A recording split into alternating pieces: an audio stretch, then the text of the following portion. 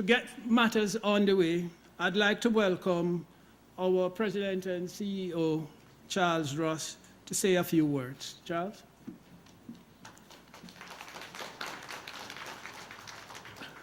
Thank you very much, Ian. Good evening and welcome, everyone. As usual, I just say a few words about some of the developments in the international economy over the last quarter. The second quarter of 2017 saw a pretty rapid change in the assessment of political risk in Europe, with the election of moderate leaders in France and the Netherlands.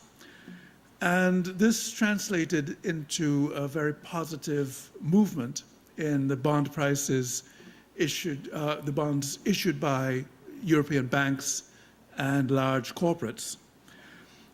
In fact, the movement was so sharp that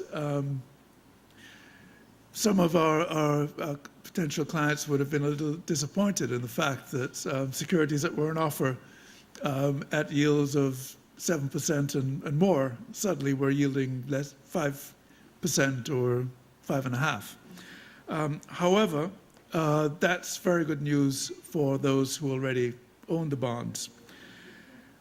In the equity market, after trading in a bit of a narrow band for a few months, the S&P 500 index took off in the latter part of the quarter. It seems that optimism in the US really bears no bounds when it comes to the stock market. And a combination of interest rates remaining low on US Treasuries, even though the Fed has been increasing interest rates, and companies performing quite well. That combination has led to a continued upward movement in the US stock market. The Fed funds rate, as I mentioned, has been increased twice this year. It's anticipated it'll be increased further before the end of the year. But there hasn't really been a corresponding movement in longer-term interest rates. And of course, low interest rates are very good for equity valuations. Political risk, however, does remain a bit of a big unknown. We've just seen tensions on the Korean Peninsula being ratcheted up with missile tests and all of that. So unfortunately, while things are calming down in Europe, the outlook in Asia is getting a little more dicey. Really, it's almost impossible to determine exactly where that scenario is going to lead.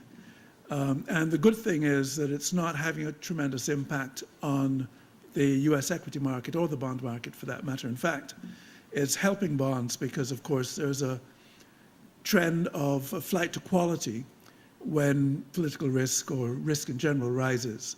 And so again, we're seeing treasuries rallying a bit from their recent lows. In the local economy, we've seen currency appreciation for most of this quarter, although there was a bit of a sell-off initially.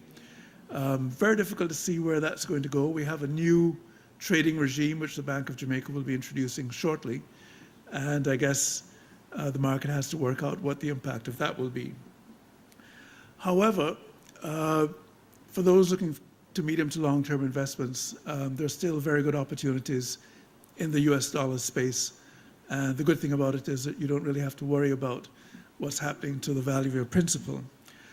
There are also interesting developments with commodity prices. Commodity prices have been a bit more volatile than the stock market. Oil prices in particular have been up and down in the course of the last few weeks. This provides investment opportunities for those who are more adventurous because, of course, when oil prices fall, the prices of securities related to energy, the energy sector, tend to fall. Bond prices fall, yields go up, the oil prices go back up, and the bond prices go back up. So there certainly are trading opportunities or opportunities for the nimble investor to get securities at attractive yields. So that's about the end of my few remarks. We do have a very interesting presentation, I'm sure, from Dr. Longken. And of course, there'll be time afterwards for questions and answers and discussion. So thanks a lot for coming again. Please enjoy the rest of the proceedings, the food and drink that we have as well, and the conversation. Thank you.